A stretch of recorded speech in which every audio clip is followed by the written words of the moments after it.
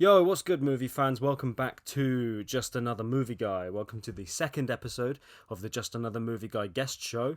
I'm really excited to get this on the road. Thank you so much for checking out the quickie. Thank you so much for checking out the first guest show episode. If you did, the support goes absolutely mild. I'm going to be jumping straight into this today because I have a long conversation ahead of me with my guest today. But real quick, I'm just going to disclaim something real quick. I am riddled with hay fever today. I'm really struggling this morning, but I'm recording this for you guys anyway, because today's my last opportunity to kind of get this on the road, and I don't want to be that guy who's like, oh, I'm not going to give you your podcast because I can't breathe. That would be selfish of me, you know? So I'm doing it. Here's the podcast. You've got it. I'm really struggling, so bear with me if you hear some weird snorty sounds or I cough or whatever during this conversation, because the pollen, yo, it is kicking my ass this year. I'm not going to sit here and feel sorry for myself for this whole podcast, so don't worry. I am hot off of watching the trailer for Tenet today. The new trailer for Christopher Nolan's Tenet came out today, and it was the first thing I saw when I woke up this morning. I had a notification on my phone from Nick Taliadoros, who had sent it to me on Instagram. Wow, this film already looks like it's going to give me an aneurysm, and already looks like I'm going to have to watch it about 17 times to understand what's going on. But that's Christopher Nolan. That is the genius of Christopher Nolan, and I am so excited for this film. A lot of people are prophesizing this film as the savior of modern cinema. Christopher Nolan is still set to release the film on the 17th of July, despite everything that's happening in the world at the moment. I'm really hoping that can happen. I would love to go back to the cinema and see this one as the first. He himself is fighting to get it into the theaters despite the advice people are giving him. He really wants to get this film into the cinemas, and I think we should all be behind him if they do open the cinemas back up, albeit with some social distancing. Which, to be fair, I don't mind. I don't mind if I don't have to sit next to a complete stranger. That sounds pretty good to me. But I think if you get the opportunity and you're still on furlough and you're still not working or whatever, go see this film, because I think this is going to be the one that revives cinema as we know it, you know? Some other news that came out this week, the Oscars 2021 might be getting delayed. Oh, what a shame. What a shame. That's a thing. Also, Zack Snyder's Justice League cut is coming out, and everybody is losing their mind about this. I personally hated Justice League. I thought that it went through production hell, of course, and I can understand why that would have kind of made the movie a little bit worse than it should have been. But I feel like there was a complete clash of interests with that film, and there was no clear vision. Whereas I think before Zack Snyder was pulled from the project because he had family issues going on at the time, I think he had a vision for it, and I like Snyder's films. I'm one of the few people that actually kind of likes Batman v Superman. I don't love it. I like it more than everybody else. So I think Zack Snyder's Justice League might be something that could possibly revive the DCEU. I know they're still trying for some reason with the DCEU.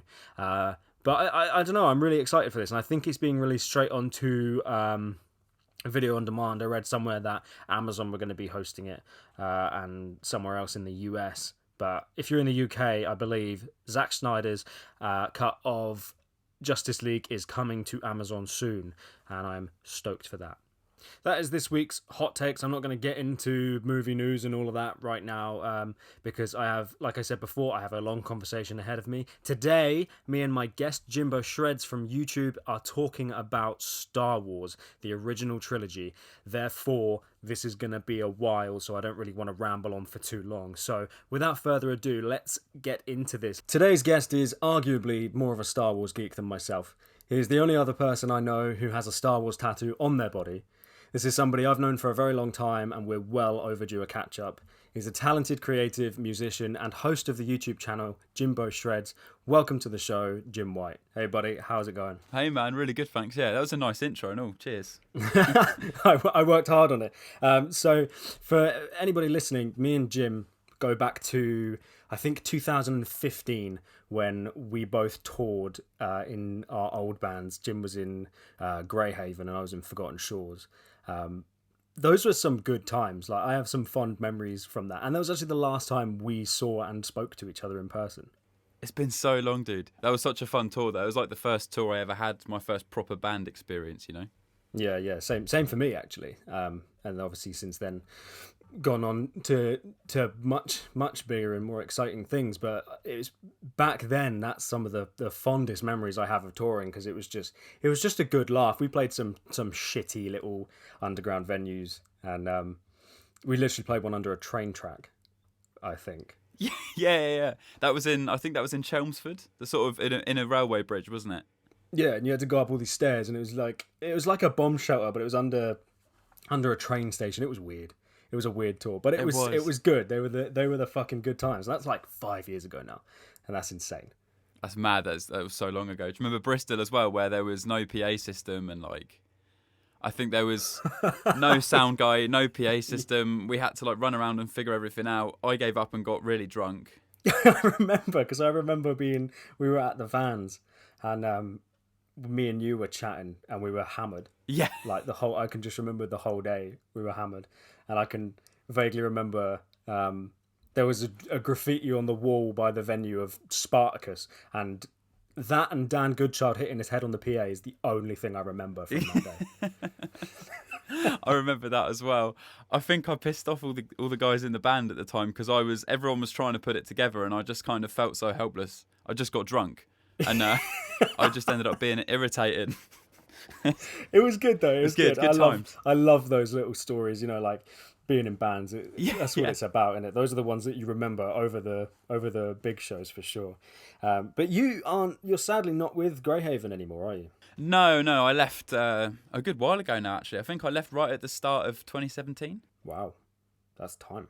So you moved on to. I'm guessing from what I've seen anyway, you've moved on to mostly just personal projects, isn't it? Yeah, so I'm starting up a new band now. It's taken a while to find all the members and stuff, but I'm singing in that one. Nice, exciting stuff. So you got your YouTube stuff as well. Yes. Do you want to plug that a little bit whilst you got the opportunity? Yeah, why not? So yeah, I got a YouTube channel called Jimbo Shreds. It certainly used to be very much like commentary based, in a similar style to like H3H3 and iDubbbz and that kind of era of YouTube. I've kind of moved on since then, because I kind of felt it got a little bit heated and quite negative. Like, I'd go onto YouTube and look for people that were doing crap things so that I could call them out on it and get all, sweary and aggressive and be the hard man. But times have changed. So I've privated a bunch of those videos, but nowadays it's mostly just sort of song covers and things like that, sometimes talking about social issues. And it's good fun though. It's quite therapeutic to get this stuff out as well. Yeah, that's sick, dude. Yeah, I used to watch your videos. I used to get a good giggle from them. But I can understand, like, especially if you want to pursue music, you've got to kind of adhere to this political correctness aspect of society as well. You can't really, because all it takes is one person to say you've done something out of order for a whole bunch of people to come down on you, and then there's your music career ruined, isn't it? Exactly, man. That's the other problem. And like, I think as well at the time, like, I'd just come out of a breakup. I've moved back home from Essex, and I didn't have a band or anything, so it was a really good like outlet for a lot of negativity for me and stuff. Yeah. But I think since getting back into songwriting, that's kind of completely taken over for that element. And while making YouTube videos is still fun, it's trying to find a kind of a niche that I can fit in that doesn't revolve around shitting on other people, basically. It was a back and forth thing though, wasn't it? Like you had a lot of banter with quite a lot of these people. Mm-hmm. Yeah, it was good. The problem was though that I found, and even at the time I was a little bit like, is that the more negative the videos are, like the more you actually go in on someone you're like, this person's actually being terrible, then you kind of end up doing better on those videos, which I don't know how I feel about that now. Yeah, there's a very moral grey area in it. Yeah, exactly. So before we get into obviously the heart of what this show is, you obviously we're currently in lockdown still. We're going through the coronavirus crisis. You had it, didn't you? Yeah, or at least you're pretty sure you had. Yeah, there wasn't like a diagnosis, but my mum, being a practice nurse, had said that she'd been around it, came home and experienced all the symptoms, right down to losing your sense of smell and taste and stuff. And I was going through all the same things, and she'd mentioned that she's pretty sure I had it as well, which is great. So what was that like? How was that experience? Share with the world. Yeah, it was honestly not too bad. It's a funny one to talk about because obviously you've got two very extreme sides of the coin, where one side is like stay at home, don't go near anyone and stuff, which is the side I lean towards. And then there's the people that are denying it or saying that, you know, they're writing down symptoms or they're writing things as cause of death as COVID, even if it's not, and all sorts of stuff. So Yeah, it's a weird one. But I mean, on my end, because I'm young and I'm relatively healthy and, you know, I've not got any health problems or anything, it was all right. It was just sort of like having a bit of a flu. I mostly felt lightheaded and I hated that I couldn't smell or taste anything. Yeah. And I had a bit of a cough, like a bit of a tight chest. But beyond that, I didn't really feel too much. It took the bit that took the longest was just getting my smell and taste back. And that really bothered me because like I love my food. That sucks. Yeah, it was so weird. You'd eat and just not taste anything. It was crazy. Yeah, it's interesting because obviously for a lot of people, like, no one's really been around it, I guess. Obviously, thousands of people have, but a lot of the people I know who are just kind of stuck at home at the moment, no one's really been around it and experienced it. So it's interesting to hear from somebody who's actually 99% sure they've had it, what it's like. And obviously it's subjective to the person that's got it, and obviously you didn't have that bad a time with it as opposed to, like, you know, the people that are really struggling. But it's good to know that there are people out there with the stories that are like, yeah, I had it, it's fine, you'll be fine, don't worry about it, because there's a lot of panic in our society at the moment, which isn't doing wonders for anybody. Yeah, exactly, man. That's the thing. My thing with lockdown, it's like, it's not so much to avoid people like you and me from getting it, it's more to avoid people like you and me from spreading it to people who it would affect more negatively. Do you know what I mean? Yeah, absolutely. I don't plan on seeing my grandmother for the rest of the year. Yeah. Let alone going to see her now, unless she really needed something. It's a weird one, isn't it? We all gathered around on the sofa and FaceTimed my grandma a couple of days ago. That was a nice moment. That's cool. Me and my family we'll be doing it tonight. We do like a family quiz every Saturday. So we're kind of keeping in touch that way. But that's nice. That's a good way of doing it. Yeah, lockdown sucks, to be honest. It does. I've recently discovered, literally yesterday, I went for a socially distanced walk with my dad. And we went like 10 minutes away from my house, and I've discovered this huge, massive forest that I never knew was there. I've lived here for like 3 years now. I had no idea. I've been walking the dog out the back of my house. We've got like a woodland area, and I hadn't been in there since I was a kid and played Manhunt with my friends. Oh. And it's so different. They've like, back then we fucking, it was all shrubbed over and it was all overgrown, and now there's paths and stuff. And I was like, this is wild. Like, I went in there with my dog, like practically taking a machete with me to try and cut my way through. But there's all these paths, and it's all, you know, it's socialised. I don't understand. It's crazy, isn't it? There's these like goalposts in a field that I used to go to when I lived in a different place in Winnersh years ago now, and that now has been completely torn out, and that's a main road. It's mad. But going back to like Manhunt, that's one of the few games I played as a kid that I'd still love to play as like an adult now. Manhunt was great, dude. I'd definitely do it. So good. So, all right, we're on the Just Another Movie Guide podcast, and today, as per everybody's seen by all the admat that we've been putting out, the wonderful artwork that was done by Anne Schmidt, you were stoked on that when I sent that over to you. Oh man, I loved it. It was awesome. Shout out to Anne, that's wicked. Yeah. As everybody's seen, today we're talking about Star Wars. Specifically, today we're talking about the original trilogy, because I do not think that we could have fit all of the films and TV shows and all that into an hour. I don't think it's possible. I agree entirely. There's so much, and there's so much lore, and you've got all the legend stuff, and then you've got, you know, that was canon and isn't canon, and all these things. It's mad. Yeah, absolutely. So I thought we'd stick to the original trilogy and a couple of the spin-offs that kind of fit within that time frame. But opening this conversation up, what is your earliest memory of Star Wars? It's an interesting one, you know, because I think I've got as a kid, the first time I can remember seeing a Star Wars movie for the first time was Revenge of the Sith. Okay. But before that, I'd grown up always knowing the originals as if they just kind of always existed. Do you know what I mean? It's like, I can't remember the first time I watched the originals, but I remember growing up having always loved them and always knowing they were there. Yeah. So I think, I'm pretty sure I would have seen the prequel trilogy as they were released, but my earliest memory of Star Wars is I remember we had a thunderstorm when we were at school, and they kept us in on, like, you know, do you remember like wet break, things like that? Yeah. And So we had that, and they put on Star Wars, and they decided that for the rest of the day, I think we were about to go on half term or something. For the rest of the day, they thought they'd put on Star Wars, and it was the original episode 4. We watched it start to finish, and I can remember that's the first time I can remember fully watching the film in its entirety. Yeah. And I remember going home and just being like, I need to watch all of them, because I was aware that there was the other 3, but I think as a kid you're like, you care more about the polished prequels with all the battles and the fancy lightsaber work and all that stuff. Yeah, the backflips. Yeah, I think after seeing that film, I was like, I need to watch all 3 of these films, and I did. And well, the rest, as they say, is history. Like, here I am. I have a Star Wars tattoo on the back of my neck, for fuck's sake. Sick. That's so good, man. It is a case like that. As a kid, I do remember watching them, and I think it was Empire Strikes Back, which is my all-time favourite movie. I remember watching it and being like, at a very young age, being like, oh my God, this is Star Wars. Kind of like meeting a celebrity or being like awestruck by it because of just the scale of it, and everyone loves it, and you actually kind of get it, and you're like, oh, this is Star Wars, this is sick. Do you know what I mean? Yeah, like you said, Empire is, I think, for a lot of hardcore Star Wars fans, and probably just a lot of, the casual Star Wars fans as well, Empire is probably their favourite of all of them. Probably, like, if you said to somebody, what's your favourite of the original 3, they'll say Empire. Yeah. But out of every single one that's ever come out, Empire is mine. I've literally got a poster above my head right now of The Empire Strikes Back, which is framed. So have I. Have you actually? Yeah.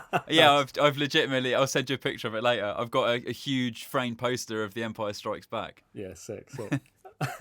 I saw it last year in Birmingham live with an orchestra. Oh, dude! Empire Strikes Back. I'm so jealous. That would be amazing. I saw A New Hope in 2018. And then I saw Empire in 2019. Obviously, this year we were going to go see Jedi, but obviously that's not happening at the moment. Probably going to be postponed to next year. Yeah, at least still but see it. That was an experience. I could imagine. I got to see all of it on the big screen. Like, I'd never seen it on a big screen before. So seeing it in this huge auditorium with this orchestra, especially Empire for me, that was a moment. I think I nearly cried a few times watching it, because I was so struck by what I was witnessing, and I got to see the Vader I am your father scene live with an orchestra, and just any moment because also this is a thing I didn't realize, the Imperial March, obviously the iconic Vader theme, isn't in A New Hope. It was first introduced in Empire. So when I saw A New Hope live, I was like, we came out of it and I was like, I didn't realize it wasn't in that. So when we went to see Empire, I was blown away when they first played it. And it comes up, I didn't realise how many times that theme is played in that film. And literally every time it came on, I was like, here we go, it's happening. I even played it in the intervals. Oh, really? Dude, that must have been amazing. Because, I mean, it's definitely a case where you go and watch a movie in the theatre and it's such a different environment to watching it casually at home. You can't replicate that because the sound is so loud and the visuals are just everywhere. It's like this onslaught on the senses. But on top of that, the score on their own is just the score on its own is just this whole other entity. It's amazing. John Williams has completely knocked it out of the park and then some with that score. And it's there's so many themes and so many motifs and clever little nuances in there. To have seen that in a huge auditorium with a live orchestra, that is just amazing. I'm so jealous. Dude, it was insane. And it's not bad price as well. If you get the opportunity, you should definitely go see it. Because me and Danny we've been to these two, and it is such a wild experience. And everybody you see there is so into it. And we saw a guy in an R2-D2 suit, a 3-piece R2-D2 suit. And you got all these Star Wars fans. No one gives a fuck. They're all there for the same reason. So everyone's having a great time and everyone's just appreciating Star Wars, That's exactly it, man. I went to watch, was it Rise of Skywalker at midnight, the first time they showed it in the country. And it was amazing because you see all these clips of, in the documentaries and stuff of people lined up, dressed up as the characters. And it's amazing Star Wars mania. And I'd never experienced that because I'd never made it to midnight showings through shifts or not being able to or whatever. But I did, and it was exactly that. Everyone was dressed up, and there was this huge queue, and everyone was just so in it. It was amazing. You really feel like part of a community. So is that the first one that you saw? Is that the first one that you saw at a midnight showing, Rise of Skywalker? Yes, yeah. Unfortunately, it took me that long to be able Oh to make man, it to a dude, midnight showing. I think since The Force Awakens, I've seen all of them that have come out on a midnight release. Oh man, that's And so good. we went to the Rise of Skywalker wearing our matching Han Solo and Leia Christmas jumpers as well. Oh, dude. And luckily, we weren't the only people there that did it because we did feel a bit goofy walking in, but we Yeah. didn't care because it was so fun. Yeah, of course. But no, honestly, there was some amazing cosplay and stuff there as well. There were people with like their own Jedi stuff. There was like Obi-Wan Kenobi's, Kylo Ren, Rey, like, and it looked amazing. It was like going to Comic-Con or something, but I was just at my local Cineworld. Do you know what I mean? And it was mad. It was so cool seeing everyone get excited and hearing people getting all emotional, in the cinema and enjoying it and like gasps and laughing. And it's so good to just be a part of that. It's so exciting. Yeah. Obviously, so today we're not going to be covering the sequel trilogy, but real quick, your opinion, sequel trilogy. Where do you stand with it all? Because obviously, having a conversation with a Star Wars fan is like putting your hand in water, not knowing what temperature it is. Like, Yeah. so where do you Yeah, stand with that it's trilogy? a scary topic. Honestly, I really enjoy it. I think it's a fun extension of a universe that we already kind of know and love. I like the character handling. I like even like The Last Jedi. I really, really enjoyed it. I thought it was a good subversion of expectation. There were a couple of jokes that didn't quite land the way they could have done, and there's a couple of little bits in Rise of Skywalker where they go for the kind of Avengers Endgame moment that could have had a slightly better payoff, but I still loved it. It's still Star Wars, and it's still the universe that kind of brings me back to being a kid every time it's on. Do you know what I mean? Yeah, I agree with you. Definitely agree with you. And I'm glad I went to see all of them with an open mind. I have to admit I'm not the biggest fan of mainly the plot. For me, is what doesn't land with those movies. But I really enjoyed watching all of them in the cinema, and it was so good to watch these films back in the whole, the practical effect era. Like they've brought it back from the 70s and the 80s, and it looks so good now. And it's kind of like I was having a conversation with Nick from Hollow last week about the Lord of the Rings, and we were talking about how the Lord of the Rings looks so much better than the Hobbit, even though it's older because of the practical effects and that it looks so real. And the same applies for Star Wars, and that's one thing I love about the new trilogy is that it looks impeccable. But for me, the plot was kind of hit and miss for me, but I wouldn't say I hated any of the films like a lot of people would say. But yeah, I enjoyed them. Yeah, I agree. I've got them all on Blu-ray, so I can't really complain. Oh, there you go. Yeah, it's the best way to do it. But no, I do agree as well. Like, there are points where the plot does feel like it kind of is plucked out of nowhere. Like, oh, what if we do that? Yeah, that'll do. Do you know what I mean? It feels a little bit rushed, especially Rise of Skywalker. It kind of felt like they didn't have a roadmap. Do you know what I mean? Yes, yeah, completely. Which apparently neither did the original trilogy. But I think because the original trilogy was still entirely the vision of one person, it kind of it just felt more consistent. Do you know what I mean? And everything makes sense and it moves and flows as it sort of as a consistent 3-part story should do, or 6-part. Yeah, definitely. 9-part. So moving back to the original trilogy, if you could see one of these films in the cinema, which one would it be? Obviously, we already know. Yeah. Empire Strikes Back, of course. Yeah. So for me, that's interesting because you've said and I've said that Empire is your favorite film, and it's actually the one out of the 3 films that Lucas had the least to do with.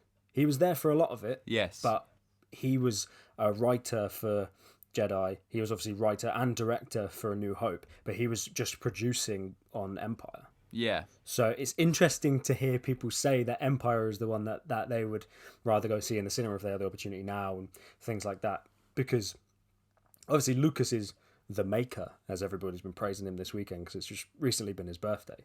But I find it really interesting that the films, I think it goes for all of them, the films that are kind of left out of Lucas's hands mostly are the better ones. yeah. And I feel like that might be a little bit of Star Wars blasphemy.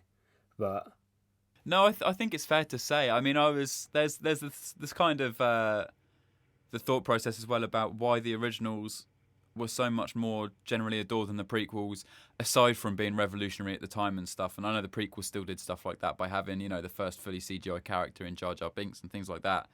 But we're not here to talk about Jar Jar Binks today. But I think, yeah, I think a lot of it is down to that George Lucas wasn't the man who invented Star Wars and created so many childhoods at the time of making the original trilogy. He was still a relatively new director. I know he had some success with American Graffiti, which helped him finance Star Wars. But I think a large part of it is he had all these ideas, and he had a lot of people kind of there to rein him in and go, no, George, that's not going to work. And this, do you know what I mean? Kind of pull it in. And apparently his wife at the time had a huge part in altering the script and making it make more sense in editing and stuff as well. Okay. I didn't know that. I knew, well, we know that George Lucas is a very inspired mind, and like everything that he comes out with is very, very out there, and he has some amazing ideas, hence why we are talking about his product, Star Wars, today. Yes. But I think it is also important for people to keep those kinds of inspired minds at check, because it can get a bit too carried away, a little bit like we saw in the prequels. But interestingly, something I wanted to touch on was every single studio that George Lucas took Star Wars to, despite his success with American Graffiti, every single studio he took it to turned it down. And I think that's incredible. Like, you look at it now, you wouldn't have thought that all these studios would have turned it down, but they did. And Fox was the only studio who gave it a chance. And that was purely because they were in financial turmoil at the time. They had just put out several films that weren't doing great in the box office, and they were failing as a business. And Star Wars is what brought it out of the ashes into what we know as well. Obviously, Fox was a huge thing up until Disney bought it recently, which is, there's the irony that now, you know, the brand that owned Star Wars now owns Fox, and it's all blended together. But it's kind of poetic in a way that Star Wars was, ironically, the new hope for 20th Century Fox, you know. Yeah, it's a world-changing franchise that almost never had a chance to begin. And that would be a very different world. We'd all be praising Star Trek, which thankfully we're not. Yeah, my forearm would be completely naked. Yeah. So, I like a bit of controversy, right? Good, yeah. So I want to talk about something. Pull something out of the bag that you don't like about the original trilogy. Anything. Okay, right. So there's the obvious ones, which is the kind of Luke and Leia kisses. Yeah, they're kind of it's concerning to an element. Do you know what I mean? And that's one of the things where I watch the trilogies and my childhood's back, but I'm also an adult who understands it's weird to kiss your sister like that. There's an element of that, and then the remasters. The kind of George Lucas's inability to decide whether he wants Han Solo or Greedo to shoot first, and the random extra CGI shit, and the Jabba's band changing entirely to the Jedi rock that's thing. That's the one. Yeah. That is the glaring issue for me with all of these films. I, to this day, skip that part in Jedi. That sort of like 20 second section where you have this weird... Christ, if it's 20 minutes, full set. Like... You have this weird CGI dude come and sing directly into the camera, and I don't know. And there's like phlegm and stuff. Yeah, I don't really understand what was going through Lucas's mind at that point. Like, it's so wild. I mean, I can understand it to a point where, like, if you like record a demo, right, and then you suddenly buy a new synthesizer and you go back into it and go, I can use this synth. You start, because the synth you've got is so exciting and can do so much, you just overdo it and sort of spoil elements of what was initially there with this new expensive thing that you can do. Do you know what I mean? Instead of having, a producer say that doesn't really work, you just went and released it on Spotify anyway. Yeah, exactly. Yeah, so the digital remasters are definitely a problem with these films, but they don't necessarily ruin them all, because I think New Hope especially, though it looks kind of janky, some of the additions, I think it adds to the world of it a little bit more. Yeah, you've got these like creatures and stuff that weren't in there originally, so like when, C-3PO and R2-D2 end up crashing on Tatooine, up to that point you've only really seen robots and people. And then there's the stormtroopers searching for him, and now you've got them with other creatures, and it just makes the alien worlds feel a bit more alien. And like, Mos Eisley is a bit more chaotic, and you've got things flying around. And yeah, that's the point I was going to make. Like, you've got all like the little droids flying around in Mos Eisley and things like that, and it ties in nicely with the Phantom Menace when you go back there, and where in the original that wasn't there. It was all very bare bones. All the aliens were clearly people in costumes and stuff. So to add those little CGI elements, I think is a bonus to the trilogy. But most of what he did kind of sucked, in my opinion. Yeah, there were just certain bits and bobs where you're like, why has he done that? And there's a lot of bits and bobs in the prequels that we won't get into today. So which of the 3 films is your least favourite? This is a controversial one, I guess, if you like your controversies. But my least favourite, and it's only because of, I guess, how cinema is these days and how we've grown to be used to different pacing. But A New Hope, again, because of the pacing, and I know in the 70s it was like very fast and quite breakneck, pacing for a movie. But now watching it back with all the other films that are in the franchise and stuff, it is the slowest one. And that's not to say I'm not completely in love with it. Do you know what I mean? But of the 3 originals, it's actually the least favourite. Fair enough. I'm got to admit, I'm surprised. Yeah. Obviously, kind of you expect everybody to just sing praises about A New Hope. For me, it's definitely not up there with like my favourite films, which we'll get into it in a little bit. But obviously, it is the iconic Star Wars, and even if you watch the film and don't like it, you have to respect it. For me, the one I like the least is Jedi. See, that's an understandable one as well, and that's also the more kind of popular opinion on the originals, isn't it? Yeah. So obviously you said the pacing and stuff is what kind of puts you off, but turns you away from A New Hope as opposed to the other films. For me, I find Jedi a bit too silly. I can understand that. That's what turns me off. I can get that. There's some odd acting on Harrison Ford's part at points. Well, do you know he was originally supposed to die in Jedi? Yeah, he really wanted that to happen as well, didn't he? Yeah, in the early scripts, Han Solo died, and he pushed for it quite hard. But in the end, they said, "No, we'll keep you alive. We want the happy ending." And he very bitterly he took it on the chin, probably not expecting to be forced to come back and reprise his role. So I'm pretty sure when he was killed off in The Force Awakens, he was probably very happy about it. And we all know he went back for Rise of Skywalker for that nice paycheck. That was a lovely little scene as well. I enjoyed that bit. Yeah, I loved it, and I think despite Ford's, I think at this point it is disdain for Star Wars as a franchise. I think he still brought it and still brought to the film what the fans would want to see from him, and you got to respect him. 100%. Oh, definitely. You got like Alec Guinness in the first film, where in interviews he literally said it was fantasy bollocks, fantasy hogwash, or whatever he called it, because he just hated it. He hated it from the get-go, but at least he thought it was kiddie. Yeah, and Ford committed, and I like that. And that scene in Rise of Skywalker really did kind of hit me quite hard, and I really did like it. Yeah, me too. And they brought back like arguably the best line in the franchise in that as well. Yeah, definitely. In terms of the things I don't like about Return of the Jedi, though, I want to know your opinion on the Ewoks. Okay, see, I quite like the Ewoks. I get that they're a little bit silly and they're a bit slapsticky at times, and like there's the one that sort of throws the stone in the slingshot around and hits himself in the head and stuff, and it's a bit like, okay, I get it, sort of. I know the audience you're appealing to with that kind of thing. And I guess Star Wars is primarily meant to be a movie that everyone can enjoy, but I do find them a bit slapsticky at times. But then also there's the other side of me that's sort of, I think they're pretty cute. And I like the element of a kind of more tribal, less developed race being able to overthrow the technological, advances of the Empire. Yeah, see that point I really enjoy as well. The thing for me, and like Dani loves the Ewoks. She loves Jedi, and she always wants to watch Jedi over the other two because of the Ewoks. And okay, like whatever, but.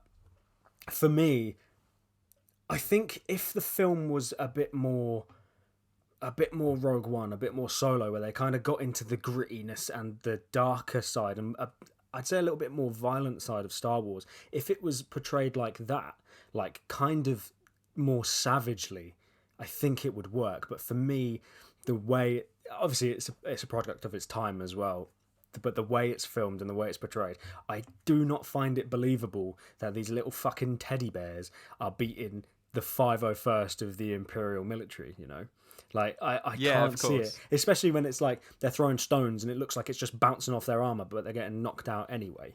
And then Like they drop into the floor. yeah, like No, completely.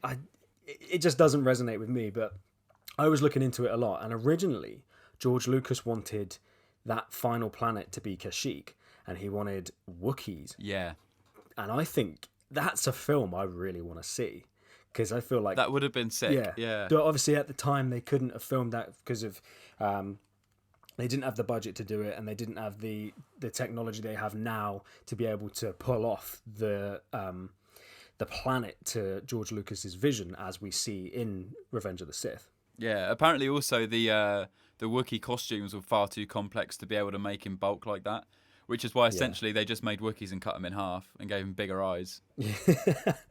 Yeah, I dig it, but I definitely would rather see that film. That's a film I definitely would Yeah, rather see. that would have been awesome. Like kind of the brute force of the Wookiees as well would have been really interesting. Yeah, and I think it could have been a much more. You could have like the whole, like you said, the whole tribal aspect. It would still have that element, Yeah, but I think it would be a little bit more empowering because you've had Chewie the whole time. yeah, and you want to see Like if Chewie was an Ewok throughout the whole of Star Wars, I feel like at the end seeing all the Ewoks overthrow the Empire would be really fulfilling. But that would make the films really fucking strange. But yeah, yeah, but do you know what I'm saying? It kind of, for me, I find the Ewoks a little bit lackluster, especially where at the time that was like that was the climax of Star Wars. You know, yeah. it was like, okay, the Empire were overthrown by fucking teddy bears. That's cool.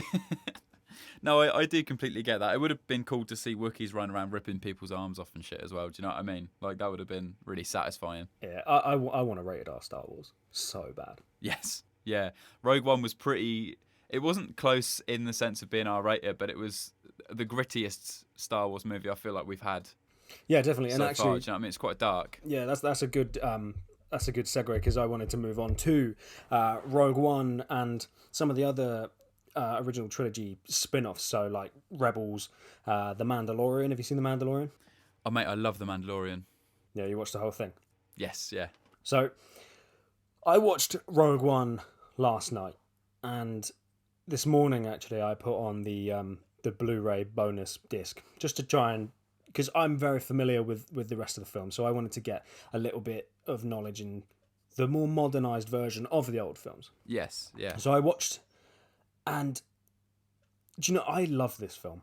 A lot of people hate Rogue One, and they hated it when it came out, and there was so much smack talk on Rogue One when it was released. But I remember in the cinema, I loved it.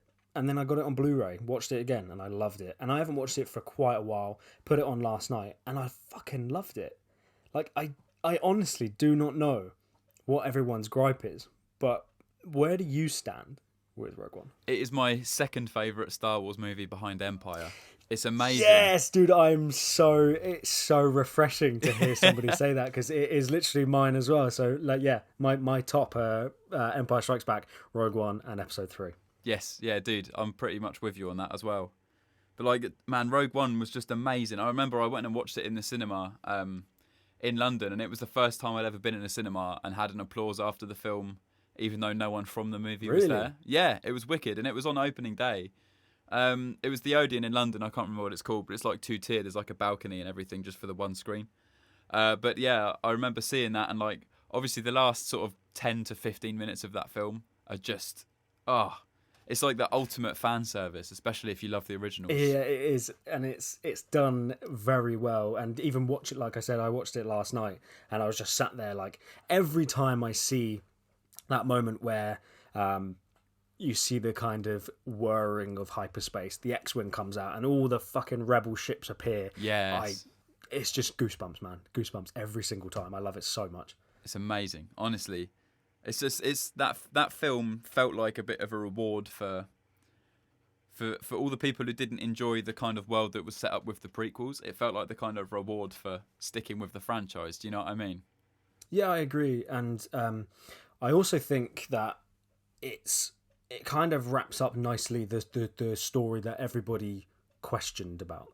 Like, I do think it was a very good film to start the albeit now all the spin-offs are in a bit of a bit of dark water, but I Yeah, think at the time when they were planning all of these different spin-offs, I really think that Rogue One is probably the best one to go with because it's such a familiar storyline, but it's also a story that hasn't really been explored. exactly. Yeah, and it paid off so well, and they even, I like the way they tackled the kind of what was seen as a plot device of the Death Star having the kind of conveniently placed hole, the chute even and stuff. Do you know what I mean? But Yeah. it paid off so well, and you even get nice little nods to the prequels. Like there's a part where they're on Coruscant and stuff. In Yeah. there, and I like the Death Troopers. I think they're wicked, and the characters are good, and there's really really good. I really enjoyed the element of looking at the rebellion from the side of like you have to do dark shit on both sides. Do you know what I mean? Yeah, it kind of makes it a bit more. A lot of people described it as a World War II movie with a Star Wars skin. Yeah, You I know? definitely feel that. It did feel like that kind of, even down to the way it's color graded. It's much grayer, a lot like the originals were. Because it's part of the beauty of Star Wars, and the reason it looks as good as it does is because it was like the spaceships aren't going to be bright red and arrow shaped. They're going for blacks and greys and stuff, and they're going to look real and worn down and kind of. They really embraced that with Rogue One. Yeah, I love it, and I went to see it with Danielle and, funnily enough, Nick, who was on the last podcast, and they both came out of it and they were like, "Oh, it was okay," and I was kind of sat in the back of the car and I was like, "Are you kidding?" Yeah, Like, it was wrong. that was so good, and I think the problem that they kind of had with it, and a lot of people have with these films, is they feel like the films are messy, and that the characters didn't get it fleshed out enough. And so that when they all die at the end periodically, people felt like they didn't really care. But I think, turn that on its head, the film being messy is kind of a product of Disney, and there was a lot of behind the scenes controversy with the original script and the original film. They did a lot of reshoots for this film. So thankfully, we actually have a decent film. Most films are going to reshoots, so the end product is absolute garbage. But in terms of the characters, I think the reason that they weren't fleshed out quite a lot is because they are supposed to be seen as these kind of rebel nobodies. Do you know what Exactly. I mean? That's it. And I also think one of the things that Star Wars has always done pretty well is not overly, overly told you who the characters are. You don't see Luke Skywalker and then it's like, oh, Luke, come down here. I know you want to go and experience more things, but you really need to stay and help us with the moisture farming or whatever. Like it's just kind of. They let you see the expressions in the characters, and they drop you right in it and let you figure out for yourself the characters and what makes them tick and their hopes and desires and stuff. And I think Rogue One did a good job of carrying that on. It wasn't too laid out for you. Yeah, and like I think they give you a backstory to the characters and they tell you who they are, but I don't think the rebellion is about all these people with big character traits. It is supposed to be just ragtag groups of normal individuals from this society that are rising up against the people who are very domineering and have a lot to say about themselves, kind of thing. That's Exactly. why we've always had the Emperor. We know a lot about the Emperor, and he's very fleshed out as a character, as an evil piece of shit, because that's who he is. But you're not going to get like random guy from fucking Tantive 4. Like, he's not going to have a big backstory because he's oppressed by the Empire. So it's his story of finding who he is and where he can fit into this story in overthrowing the Empire. So it's all about the actions of the nobodies, if you know what I mean. Yeah, that's the beautiful part of it. It's almost like the ultimate underdog story, and like the Skywalker family is a vehicle for us to explore that. But when you're seeing, the trench run and all these people in X-wings fighting the Empire and stuff, it's like you can connect yourself to any single one of those people.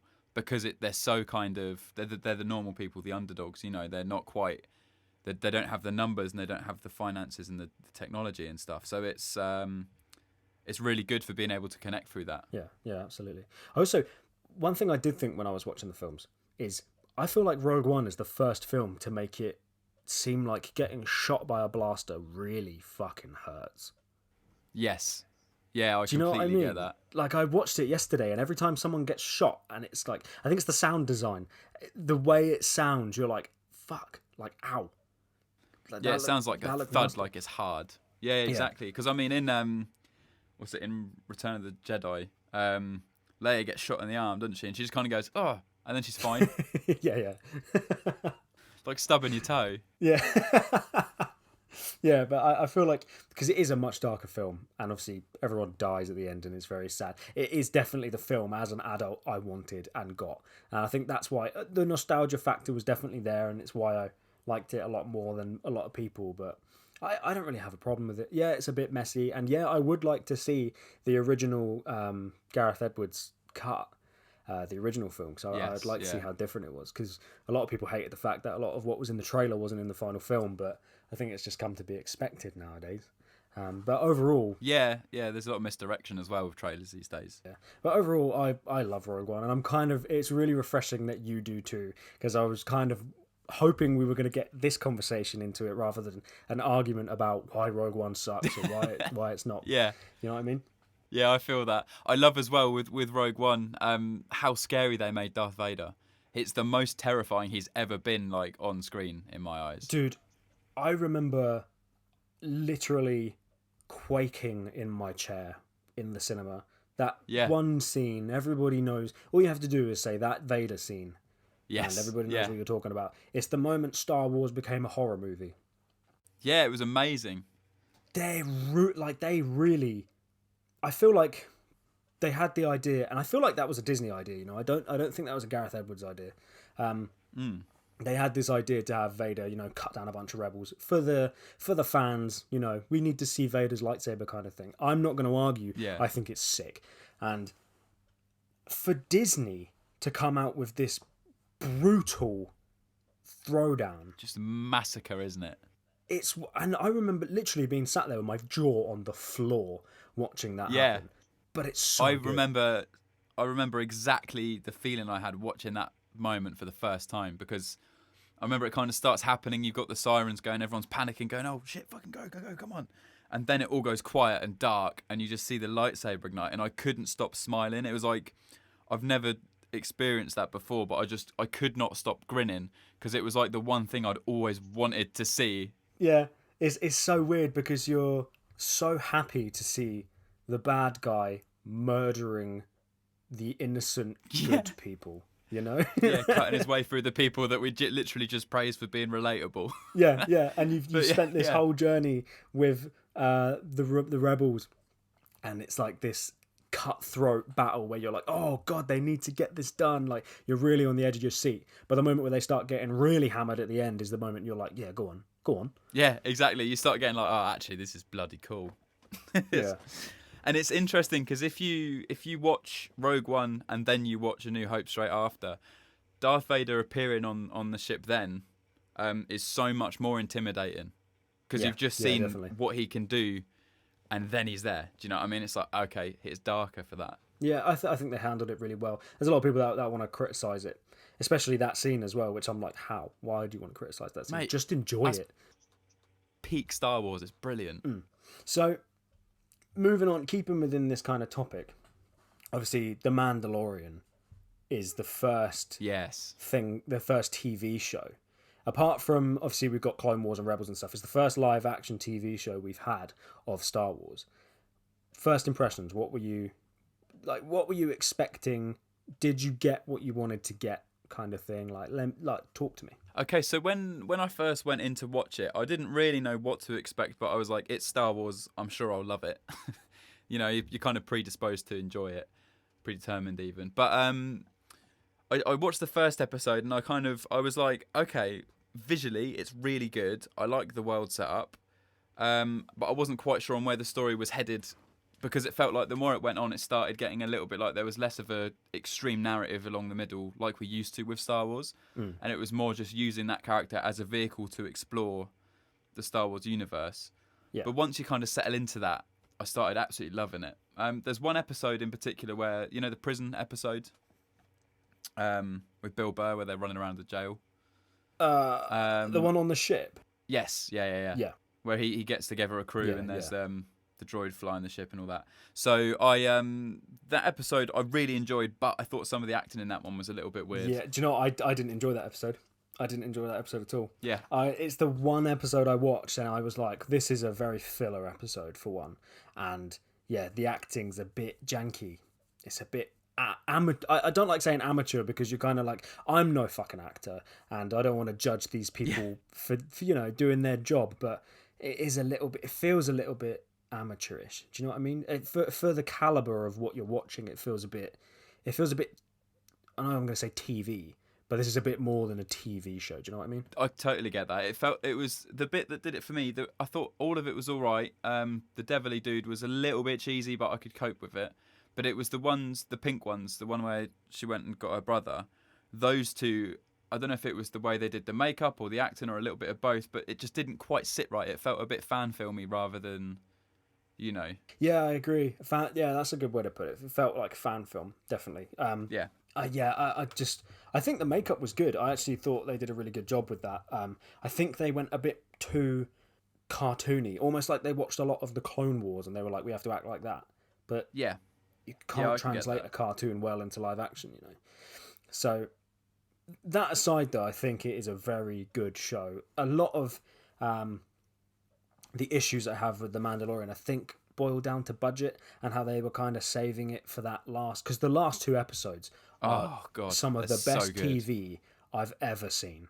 Like, I agree. The second to last episode when Moff Gideon comes down in his tie and it like the wings split and it kind of lands on the. Oh my god, dude! I was like, obviously it's TV, so you didn't watch this in the cinema. I was sat on my bed and I was like, like a little kid. I kind of sat up and I was like leaning forward, like, oh my fucking god, like this looks so cool, and like it blew me away. The last 2 episodes blew me away, and most of the show did, but I feel like in the middle it gets a little bit fillery. I do agree. Although one of my other favourite episodes is the one that Bryce Dallas Howard directed, where they kind of find a sanctuary planet, but there's the ATST on it. I was shocked because I watched that episode and I really enjoyed that episode. And at the end, when it said directed by Bryce Dallas Howard, I was like, wait, what? Yeah, I had no idea she was that good. And I had to look it up. And it is her first proper directorial role. Is it? Where she's taken the helm, yeah. She's done some stuff before, but it's the first that she's been given the reins to do what she wants.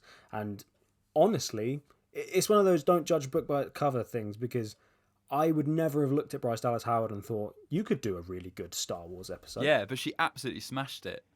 She knocked it out of the park. I love the scene in that episode where the ATST is revealed. Yes, yeah, it's got that red menacing glow coming from within it and stuff as well. It's so intimidating, and it gave me a almost an Iron Giant vibe. You know, have you seen the Iron Giant? Yeah, not for a long time, but I know exactly what you mean. So when he's first revealed to you, it's very menacing and it's very scary. Just unfathomably and it kind of strong. Gave me that. Yeah, it gave me that kind of vibe, which I really liked. But yeah, overall, I love The Mandalorian. And the last episode is directed by Taika Waititi. Yes. Who did Jojo Rabbit and Thor Ragnarok. Yeah, it was Thor Ragnarok, wasn't it? I love Taika Waititi. He's been confirmed to do a Star Wars film. Have you seen Yes, I'm really, really excited. I love what I have seen of Taika Waititi's stuff, because have you seen What We Do in the Shadows as well? I haven't. I've seen clips from it, and it's over the last week, actually, funnily enough. It's been in my watch list. I need to watch it. It's brilliant. It's a lot like The Office, but with traditional style vampires. It's really, really funny. And like Taika Waititi is... Because I don't know if it's New Zealand or Australia where it is that he's from, but that sense of humour is very similar to the British one. It's very like dry, and the things that are funny are the mundane, awkward things, as opposed to the slapsticky, falling overy things, So like, yeah, definitely, and that's why I really like Korg in Thor Ragnarok and IG-11 when he plays him in the later episodes of The Mandalorian, because it is very dry and it's right up my alley. It fucking creases me up. Yeah, and it's like you sort of miss it if you're not fully focused on it, but when you catch it, the payoff is so worthwhile. Like, it's so funny. Yeah, absolutely. Obi-Wan TV show. Yes. Thoughts? I am interested to see what they're going to do with it, but obviously we've seen his entire story through the prequels, the Clone Wars and everything. Then he's been in isolation on Tatooine, sort of keeping an eye on Luke from a distance. I wonder how much there is to tell of that, but... I'm excited about it, and the fact that Ewan McGregor's coming back is really cool. I'm really excited to see that, because he was my favourite part about the prequel trilogy. Oh, he's amazing, especially in Revenge of the Sith. He's so nailed the like blend between his style and Alec Guinness, and it's brilliant. Yeah, but I don't know what they're going to do with this show. Unless it's just like 1 or 2 seasons, maybe 3. I honestly do not know where that story can go. If they do like sort of flashbacks, that could be really cool. You know, if there's a lot of kind of memoirs and stuff, or if it's done as a vehicle where he's kind of telling someone his story or something like that, that could be quite an interesting way of doing it. Yeah, okay. But I'm not entirely sure, unless it's just been a case of there's been loads of threats to Luke Skywalker the whole time, and we just have had no idea because there's been nothing shown. Do you know what I mean? I'm not sure how they're going to do it, but the Mandalorian's giving me faith. Yeah, definitely. Have you seen any of Rebels? No, I've not managed to delve into that stuff yet. But that's one of the things that was on my list for lockdown. Yeah. Oh, I've been watching Clone Wars, and I need to get around to Rebels, but I've done like a lot of the significant parts of Rebels. Right. If you know what I mean. Yeah. There's a few Obi-Wan crops up a few times in Rebels, and they finished the Darth Maul Obi-Wan arc. Rebels. I did see that bit. I've seen that sort of scene and stuff. It's very well done actually, but for me, it's like that would be the story they tell in the live action. But that's what I was thinking, because they set up Maul in Solo as well. Yeah, so I kind of feel like to come back, they wanted to go down that route, but at the same time, how are they going to do that? Because they're not going to be able to have the climax unless they reshoot it in live action. Do you know what I mean? Yeah, exactly. And I also think that it was handled so well in Rebels that it would be almost, I'd be worried that they wouldn't handle it as well, because it's quite like emotional, and it's very, somehow they managed to have it be very dramatic but very understated at the same time in Rebels. You know what I mean? Yeah. It was built up so much, and then when it happened, it was over in seconds, but it was in a really gratifying way that made a lot of sense for the characters. Yeah, it's very deep. The way they did it is very deep, and there's so much story behind just that little standoff between Obi-Wan and Maul. Yeah, and I found it so interesting watching all the behind the scenes when they were making that. But yeah, otherwise I don't know what they're going to do with the Obi-Wan series. But it is rumored that Hayden Christensen is returning to reprise Anakin for the Obi-Wan series. I would love that. Hayden Christensen is one of the great tragedies of the prequels, I feel, because he's not a bad actor. Do you know what I mean? Yeah. He's pretty good. And I feel like Star Wars fans can be so venomous. Oh, yeah. I've said that on a Star Wars podcast. That's good. But, like, do you know what I mean? Don't follow me on Twitter, guys. No, but, like, genuinely, I think... And I get it, because it's a very personal thing for the people who love it. But... because little Jake Lloyd got the same issues, didn't he? The guy who played Anakin as a kid in The Phantom Menace, he got a load of hate. And he's kind of grown up with a very bitter taste in his mouth about acting, and that should have been a huge thing for him. So it's I feel like almost like the character of Anakin Skywalker, it would always be cursed, because you can never go on to be Darth Vader and be as good as Darth Vader was as a character. Do you know what I mean, almost? Yeah, and it's also down to the material they're given at the end of the day. Everybody knows that George Lucas isn't the best when it comes to writing dialogue and directing characters. Yeah. He's a very good visionary. But yeah, when it comes to that, I don't think Hayden was given the best material to work with. Hence his a little bit dodgy performance. I don't mind him. In Revenge of the Sith, I don't mind him. I think Attack of the Clones is where it really falls on its arse. Yeah, he's a bit too much the stroppy teenager vibe. Yeah. Who hates sand. Fuck me. So yeah, I'd like to see him come back. There was rumours that he was going to come back for The Rise of Skywalker, but obviously, as we now know, it was just a voice performance. But it would be cool to see him maybe in like a vision form. I can't see any other way they'd do it unless it was, like you said, flashbacks. Yeah. Although I read as well that in Rise of Skywalker, they actually had actors on set in costume. They had like Sam Jackson, they had Ewan McGregor, they had Hayden Christensen. And apparently Disney cut that element of it to focus on the romantic connection instead. Which again, it's a studio rumour type thing. But if that is the case, I'm going to feel so robbed. Literally, I was just thinking that. Amazing. I literally just felt like a little kid was like, oh. Yeah, imagine having that on the cutting room floor. Like, that's what are you doing? But I mean, you know, that, like I say, that's one of the rumours I've heard from YouTube commentary videos. So yeah. So a lot of the news that's coming out of the Star Wars camp at the moment is rumors of people that are coming into the franchise. So it's rumored that Tamuera Morrison, who played Jango Fett and voiced the clones in Revenge of the Sith and Attack of the Clones, he's been signed on for the Mandalorian, but no one knows what for. It's rumored that he's coming back to play Boba Fett.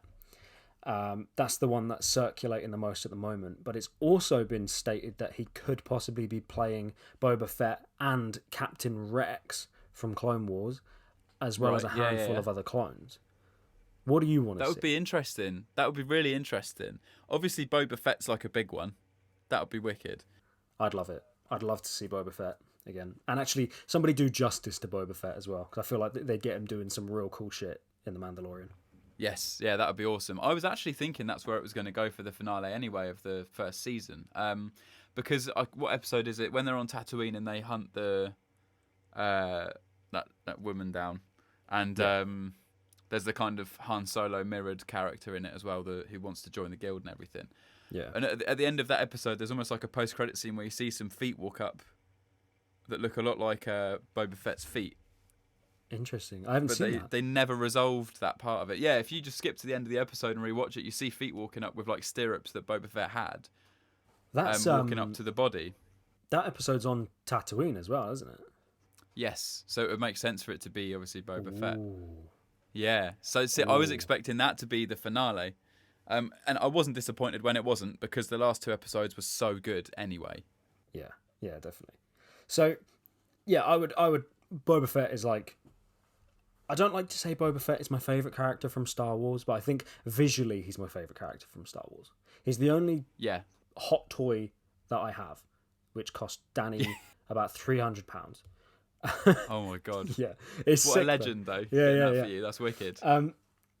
But so I would love to see him come back, but the thought of Tamuera Morrison playing Captain Rex or any of the clones, maybe even Cody, I find really interesting. That could be really cool. Because it would also mean that we would possibly see the first ever live action clone armor. Yeah, I forget they were completely CGI in the prequels as well. Which hurts me. That hurts me. Yeah, it's just so unnecessary. I'm such an advocate that's for one of the practical effects, so I hate me too. that they CG'd the armor. Like, you don't need to do that. Like, it's plastic. Yeah, exactly. It's cheap to make. Come on, please.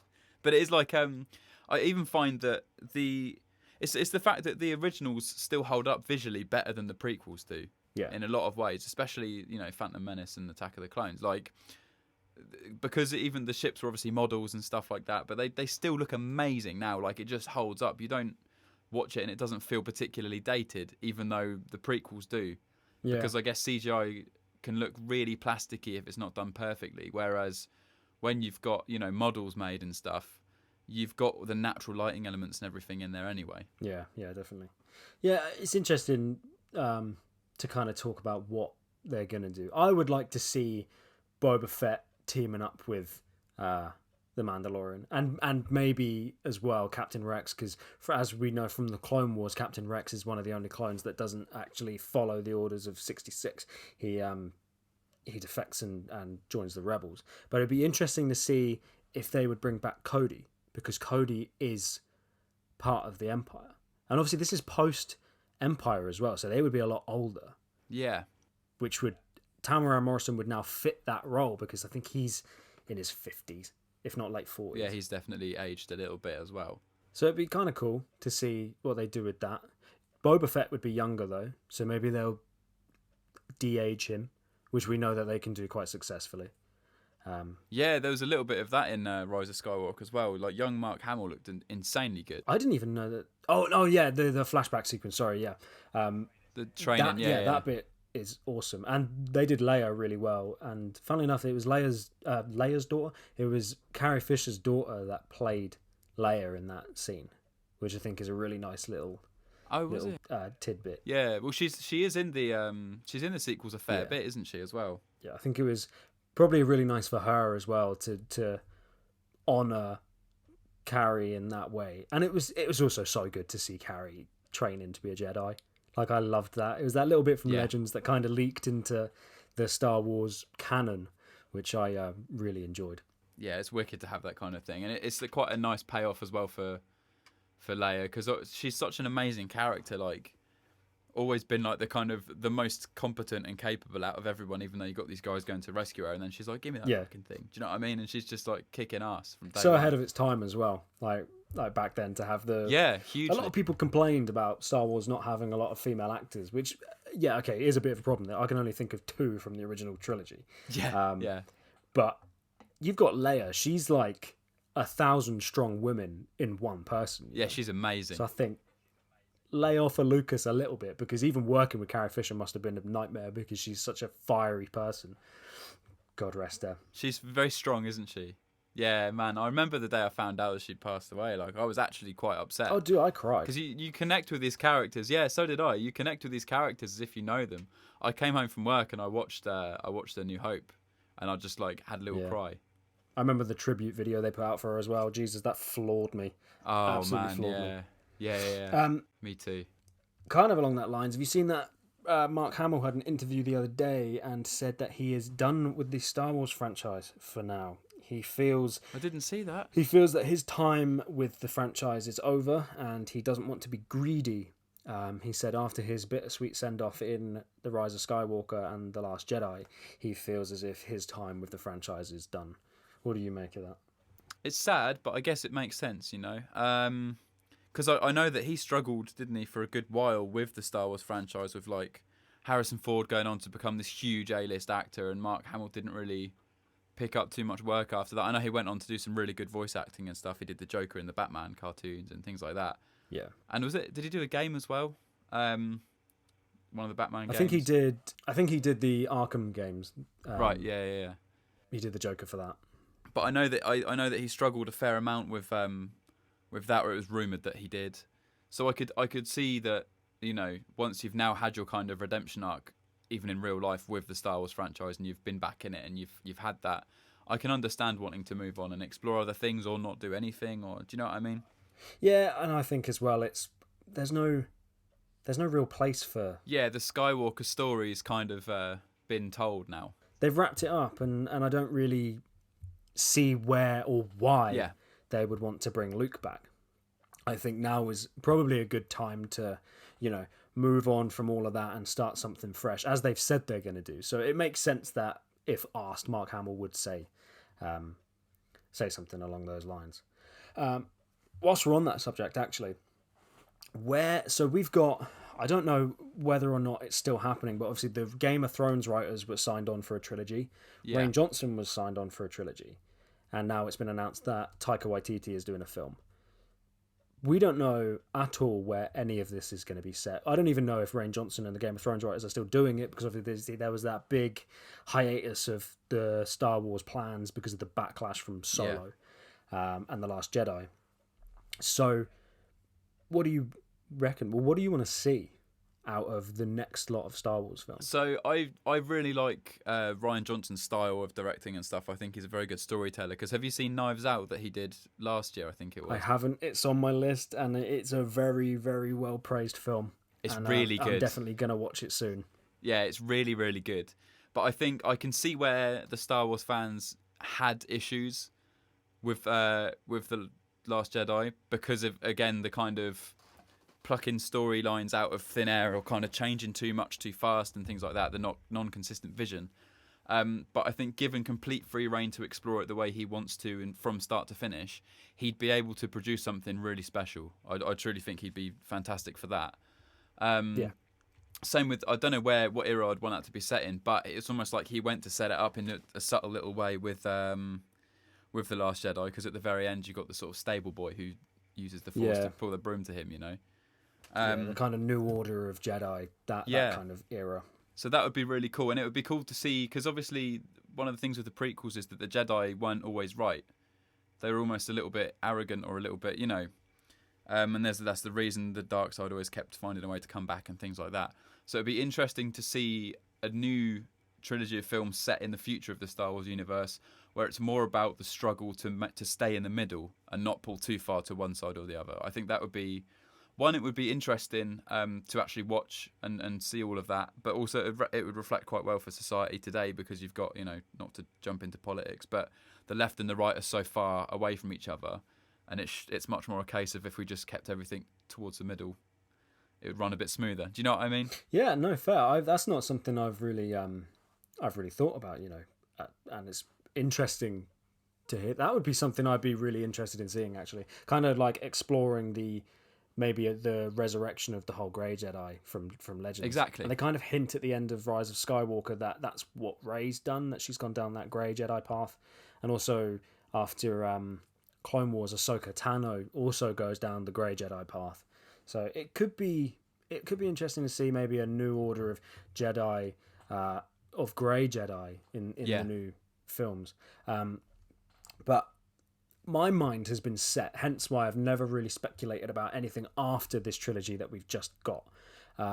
My mind has always been set on going back to the Old Republic. That would be awesome. I don't know if you saw, but Disney released so they've advertised all these brand new books that are coming out. It's a whole new series of books called The High Republic. Yeah, I've seen the adverts for that. It's all based on all of the original Jedi in the peak of the Republic, so when the Jedi Order was at its strongest. So I feel like maybe that's where we could be going. And that could be really interesting to watch, because obviously shortly after that period in Legends of the Old Republic, where the Jedi are at their peak, the Sith come back in bulk, like in force. That's what there's like the huge war between the Jedi and the Sith. And that's something that I can really fuck with. Yeah, me too. That would be so cool to watch. I do remember seeing that the Game of Thrones writers and directors and stuff, they were going to do, or the rumour was that they were going to do something in a similar vein, because obviously Game of Thrones follows that kind of more almost Shakespearean style of, betrayal and things like this, and that kind of the old school way of, like the fantasy element of it, the swords and the shields and knights and stuff. And I think that's why they were brought on to potentially do an Old Republic style thing, to kind of have in the Star Wars universe, but hark way, way back to a more primitive time. Yeah, I don't know. I would like to see either or, but I feel like with the announcement of these books, that could be where they're headed. Maybe they're going to do a bit of both, because obviously you've got a lot of people that are working on a lot of projects at Lucasfilm right now. Yeah. So it would be really interesting to see where they go with that. Well, releasing books would be a really good way to sort of put out a feeler for, should we spend millions and millions on these movies? Do you know what I mean? And so it's almost like a stepping stone into the lore of that period, because if people don't really lap it up, then they can go, okay, well, that's not going to work, so let's try something different. Yeah, exactly. So it'll be interesting.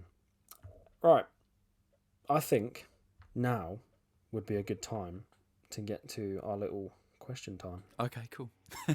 What do you reckon? Are you feeling confident to do a quiz of Star Wars? This will be the part where I upset a lot of people. But yeah, I'll give it a go. Well, it all depends on how well I've written these questions. I'll blame it on that if it goes badly.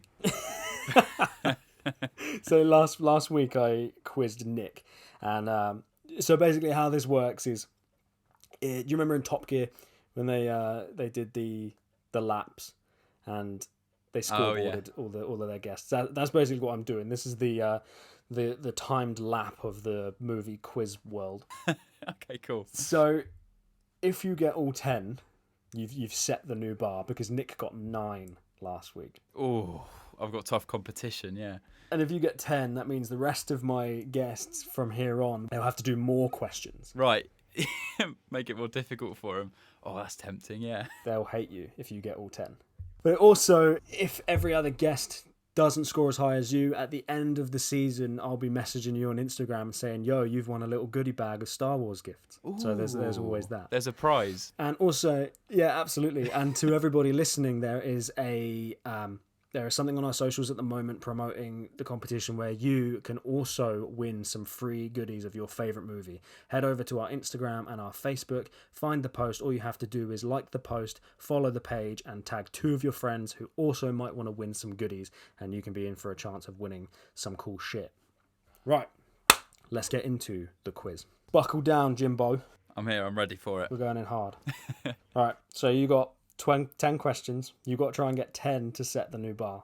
If you get 9, you're on par with Nick. Okay, cool. So, Your first question. Question 1. What is Luke Skywalker's X-Wing call sign? Red 5. Yeah, Red 5. Good start. Question 2. What is Obi-Wan's first line in A New Hope? Ooh. I mean, he screams. Apart from the weird scream, shriek, whistle thing. Is it hello there? It is hello there. Oh, yeah. good. I didn't think you'd get that. Yeah, he does the hello there, little one to R2. Yes, yeah. Question 3. In The Empire Strikes Back, what planet does Luke travel to find Jedi Master Yoda? Dagobah. Absolutely.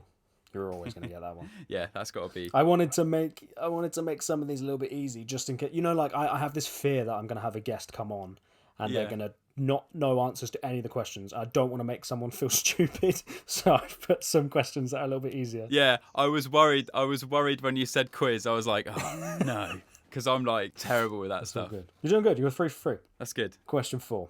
When Luke defeats Vader in the Dagobah dream sequence, whose face does he see under Vader's damaged mask? His own.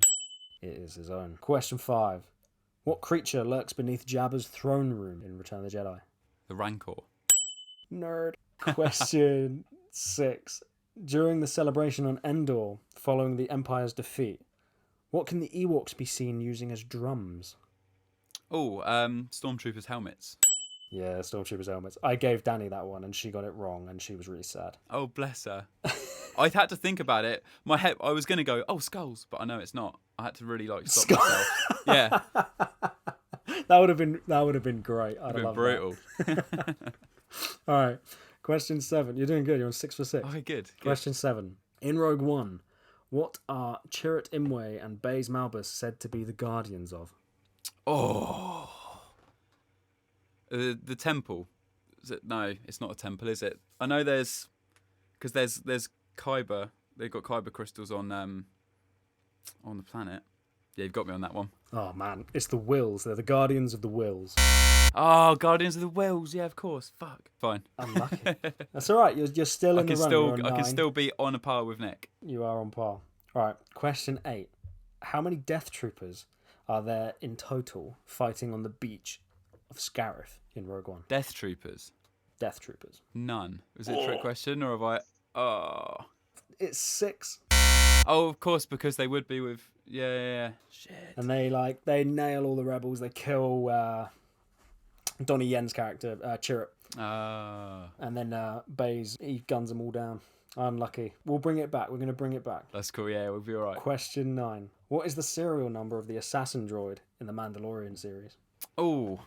Let me have a little think. K2SO? That's Rogue One. Oh, that is Rogue One. Jesus.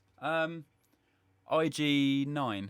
Yeah, sorry, that's yeah. So you're going for IG9? It's an IG unit, but I can't remember the IG11. IG11. Fuck yeah, I'm with you now. Okay. Right. We're going to bring it in with question 10. You're going to get this right, and we're going to end it on a good note, yeah? Okay, yeah, let's do that. Question 10. What is the name of Boba Fett's ship? Oh my god, I have it in my head. Slave 1. Yes. There we go. Nice. Good. Good job. I was so scared you were going to get that wrong, and I was going to feel like a horrible person. No. No, it's all good. Good job. 7's not bad. It's not bad. I'll take 7. I think I last week when I quizzed Nick, he was exceptionally good with his Lord of the Rings knowledge, and I didn't anticipate 9 being the benchmark for this whole series. That's a high benchmark to start off with. You know shit, but again, 7 is not bad. I'm anticipating that I'm going to have someone come on, talk about their favourite film franchise for a while, and then get every single question wrong. You did a good job with the kind of predetermining an excuse by saying that it might be how you'd written out the questions. You can go back on that one. I'm trying to be fair. I don't want to make anyone feel dumb. Anyway, Jim, thank you so much for coming on to the podcast today. It's been an absolute ride talking to you about Star Wars and digging into your brain and fandom. It's been a pleasure, man. I've loved it, actually. It's nice to just talk about Star Wars to someone for over an hour. Normally people sort of shut down after 10 minutes. Or argue. You have... Yeah, Yeah. I think we struck gold here. Actually, we're very like-minded in this world, where a lot of people want to rip your tongue out for saying bad things about their favorite films and saying things about films that they don't It's like. true. We might get a bit of hate for this one, really, but I'll take it. Maybe.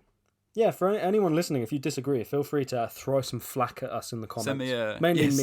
me. I think you should leave Jim No, alone. He's had his time of insulting people on. Send me death threats on Twitter. It'll give me an excuse to make another YouTube video.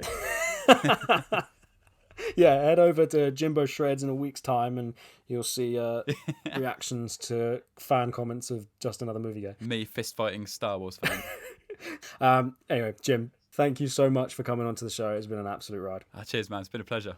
Guys, thank you so much for tuning into this podcast. It's been an absolute blast talking to Jim about my favourite franchise in the world. Make sure you head over to our socials, check out all the upcoming posts. It's going to be schedules of the next podcast and the next guest show. I have another quickie coming next weekend, which we're going to be talking about Jojo Rabbit, Taika Waititi's most recent film, and The Gentleman, which is Guy Ritchie's return to the British crime genre. I'm really excited to talk about these films because I love both of them. Spoilers, I know.